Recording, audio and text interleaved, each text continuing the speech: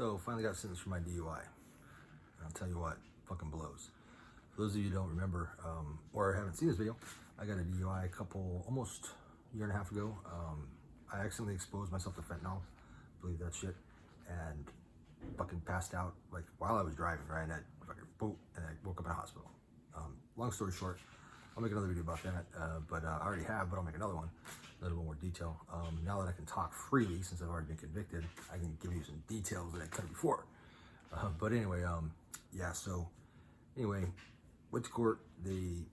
When I was in the hospital, they took my blood, and I got the fentanyl thing, which may or may not have been dropped, but they hit me for because I had another illegal drug in my system. Although I wasn't under the influence of it, it was a benzo, and I didn't have a prescription for it, so they hit me with that too. So basically, I was fucked. Like, you know, I ended up having to take a plea bargain. So they dropped one of the charges to the dual controlled substances, blah, blah, blah. And they hit me with the benzo. So that being considered to be like an illegal drug, it's not on a prescription, it's considered a DUI with drugs, right? Which holds the same as this standard first conviction DUI. And it's also I didn't have any criminal record here. So it was basically my first, according to California, my first conviction, right? Of anything, with a clean criminal record. I had to spend 1 day in jail.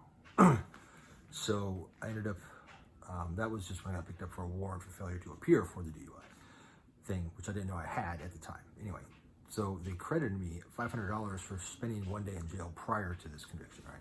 For the same charge. I ended up getting court fines for $1,400 with a $500 discount. So roughly $2,000 is what you would get. I got $1,400 fine, and I got to pay $600 for my DUI classes, right? So I got to do that. You got 3 months classes, and there are 2 sessions a week for 3 months. You have to pay for that at $600. Luckily, thankfully, the COVID thing, and then you don't have to go there. You can do it here over the computer on a webcam. So thankfully, that would suck if you had to go to it. And then I had like one class of like mad drunk driving class. That was only a couple hours. That was free basically. So all in all, it cost me $1,400 plus, cost me about a little over $2,200 plus the reinstatement fees for your license, which is suspended for 3 months. I could have gotten a temporary one right away, but the waiting list for these to get into these classes was a 3-month waiting list. So the whole time my license was suspended. So yeah, roughly it's going to cost me about $2,200. Should cost anybody about $25. That's for your standard first conviction DUI, right? But because of the drug thing, this is what really pissed me off. And I should have fought it, but she said if you fight it, we lose, you might get 2 charges.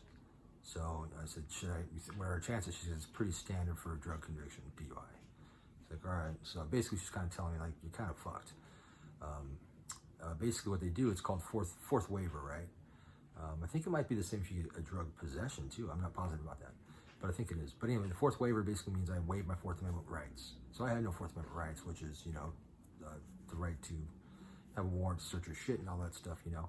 So now what that means is I don't have no 4th Amendment rights, which means cops can search me and my property anytime, right? Anytime, for any reason. And my car, if I get pulled over, and they see it on your license, right? In the computers, it says 4th waiver. And I'll say drug conviction.